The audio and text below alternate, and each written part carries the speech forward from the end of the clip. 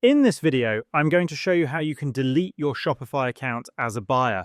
Shopify does not require you to create a general account like other platforms such as Amazon or eBay. However, when shopping from individual stores powered by Shopify, you may have the option to create an account with that specific store. This helps you keep track of your orders or avoid retyping your address during checkout. It's important to understand that any account you create is specific to that store only. It cannot be used on other Shopify stores, and Shopify itself does not control these accounts. These accounts can only be deleted by the owners of the specific store.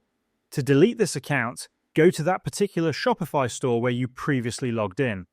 Here, look for a contact link, usually found in the header.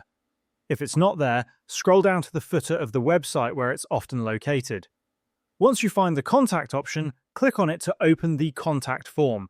Here, fill in your name, phone number, and in the comment box, clearly mention that you have created an account with this store using a specific email address.